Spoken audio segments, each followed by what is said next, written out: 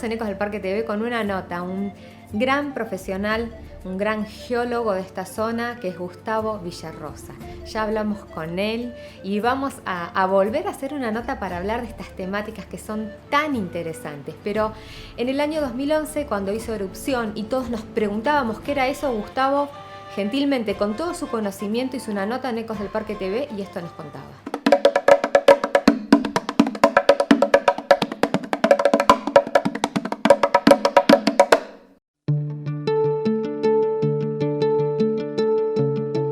Estamos acá en el programa de Ecos del Parque TV. Tenemos con nosotros a Gustavo Villarrosa, que es geólogo y que nos va a contar un poco sobre todo este fenómeno de los volcanes que está ocurriendo y nos está conmoviendo un poco a los ciudadanos acá de Bariloche y de los alrededores del parque. Hola, Gustavo. ¿Qué tal? ¿Cómo estás? ¿Cómo funcionan las erupciones? Bueno, yo contaba hoy en la charla rápido que hay básicamente dos tipos de erupciones. Unas que son las que llamamos efusivas, que es cuando sale la lava, que me parece que son las más conocidas. Y después están las otras, que son las más conocidas para nosotros, o debieran serlo, que son las explosivas. Y no es lava derramando por el cráter, sino que es una columna de material, como si fuera un chorro de champán que sale de una botella cuando la descorchamos. O sea, es gas con un líquido, en este caso en el volcán el líquido es roca fundida, muy caliente, que sale hacia la atmósfera y, bueno, mientras viaja por la atmósfera, esas partículas de magma se van enfriando y van solidificando. Entonces, estando a unos kilómetros del volcán, lo que podemos ver es que nos caen piedritas o ceniza, partículas de distintos tamaños, que son sólidos, ¿no? Y que vienen de esa columna eruptiva y esa pluma que es la que lleva los materiales por la atmósfera. ¿Y por qué ocurre la erupción del volcán? Ocurren porque hay lugares en la Tierra donde hay fenómenos determinados relacionados con la tectónica de placas que hacen que haya fusión de rocas en ese lugar o ascenso de magma de niveles profundos. Ese magma sube normalmente por grietas que encuentra en la corteza, por zonas de fractura, por zonas débiles. Y lo que hace es buscar salir por algún lado. Esos son los volcanes, el lugar por donde este magma que está en el interior de la corteza logra salir a la superficie. ¿Y cuál es la diferencia? Viste que uno a veces suele confundir el tema de los sismos. Es decir, quizás algunas personas sintieron que había algún movimiento cuando empezaron a caer las cenizas, y a veces uno dice, bueno, ¿es un terremoto? ¿Cuál es la diferencia? Claro, hay dos tipos de sismos bien diferenciados. Uno son los sismos esos grandes que sentimos, por ejemplo, el año pasado cuando fue el terremoto de Chile, y otro que puede haber sido algún movimiento más pequeño, más sutil, relacionado con la erupción. Los sismos tectónicos, que son esos fuertes, no tienen una relación directa con este magma que se mueve, o sea que no tienen relación con el volcanismo. En cambio, los sismos de origen volcánico, que son los que ocurren durante una erupción o antes de la erupción, tienen que ver con ese ascenso de magma por grietas. Lo que hacen es fracturar rocas, romperlas, y esas vibraciones que se generan al romperse la roca se transmiten y son los sismos que nosotros sentimos. La diferencia básica es que los sismos volcánicos muy raramente llegan a tener una intensidad importante, en cambio los sismos tectónicos pueden ser muy destructivos. Bueno, en cuanto a las cuestiones sísmicas que de alguna manera se abordaron, yo mencionaba en la charla que vivimos en una zona con una sismicidad media. Eso lo que se hace es, con los registros disponibles, se toman más o menos cuáles son las, vamos a decir, intensidades de sismos normales para esta zona o frecuentes, y entonces se establece cuál es la peligrosidad que hay a partir de eso.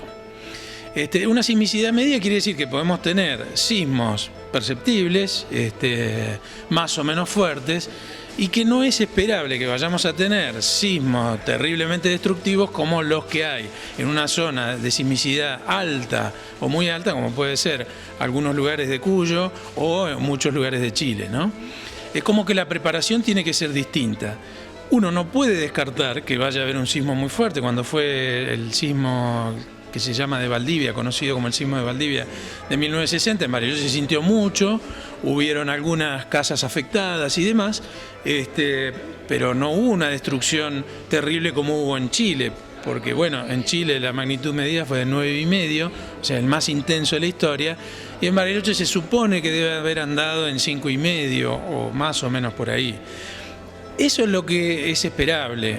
Después la naturaleza, claro, siempre puede sorprendernos con algo, pero nosotros tenemos que estar preparados para lo esperable.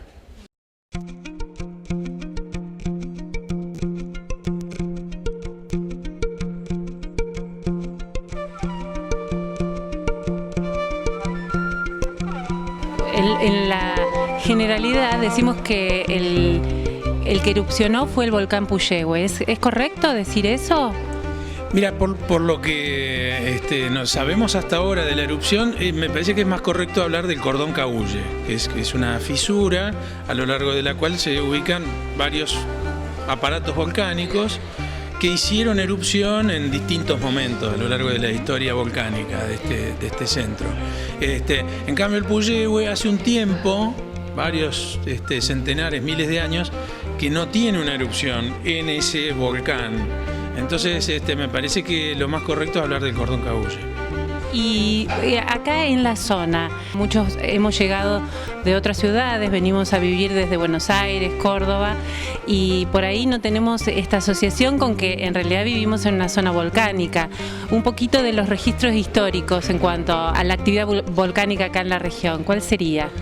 Bueno, a ver, tenemos registros históricos propiamente dichos que en la región no superan mucho más que 100 o 200 años.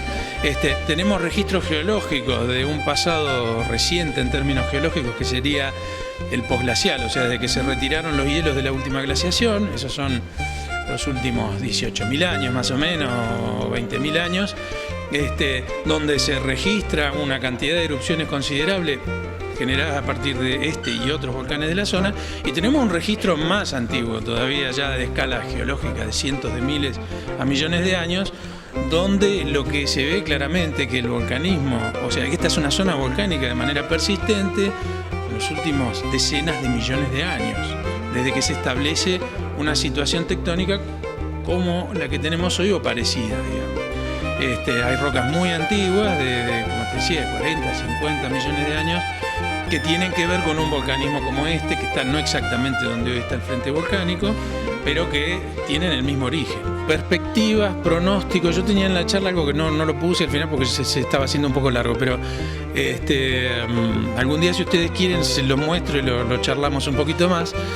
Hay diversas maneras de hacer pronósticos en estos fenómenos naturales con el estado de la ciencia, ¿no?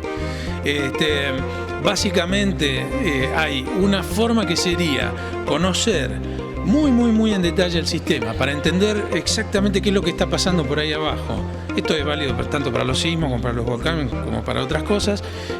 Y en función de ese conocimiento muy detallado, poder decir aquí va a pasar esto, porque entiendo perfectamente el fenómeno. La otra aproximación es una aproximación estadística, es decir, bueno, nosotros sabemos que acá pasa esto con cierta frecuencia, entonces lo que tenemos que hacer es estar preparados para que cada tanto tiempo ocurra una cosa de este tipo. Son dos aproximaciones diferentes, las dos son buenas. Hay una que es más útil cuando uno no conoce tanto al sistema en cuestión, pero tiene alguna historia, y la otra es mucho mejor si uno tiene la posibilidad de conocer el sistema. Acá tenemos un problema, que no tenemos ni mucho registro histórico, ni tampoco mucho monitoreo de los sistemas, entonces no conocemos tanto y nos cuesta mucho hacer pronósticos. Pero sí podemos hacer, me parece, y esto es lo que yo creo que sirve, y este es el mensaje que hay que dar, sí estamos suficientemente en condiciones de decir qué es lo esperable, el rango de lo esperable, quizás no en qué tiempos exactamente, pero sí que es lo esperable. Y sabemos que esto que pasó ahora con el volcán es lo esperable, que los sismos que vivimos el año pasado están dentro de lo esperable, y en función de eso es prepararnos. Yo siempre digo, ¿para qué queremos saber si la erupción va a ser mañana, pasado mañana o el mes que viene? Lo único que podríamos hacer es decir, no, yo no quiero estar, entonces me voy a ir. Bueno, si no querés ver esto, está bien, podrías irte. Yo me quedo a verlo, a mí me gusta, pero bueno, quizás es un vicio profesional. Creo que muchos de los que estamos acá disfrutamos de estos eventos naturales. Pero, ¿qué otra cosa podemos hacer sabiendo si va a ser hoy o mañana? Ninguna cosa diferente. Es lo mismo si va a ser hoy o va a ser el mes que viene. El trabajo es el mismo, tenemos que estar preparados de la misma manera. Después, el día que ocurre, si estamos preparados y todos sabemos qué tenemos que hacer, no hay ninguna diferencia. Estás mirando en Ecos del Parque TV.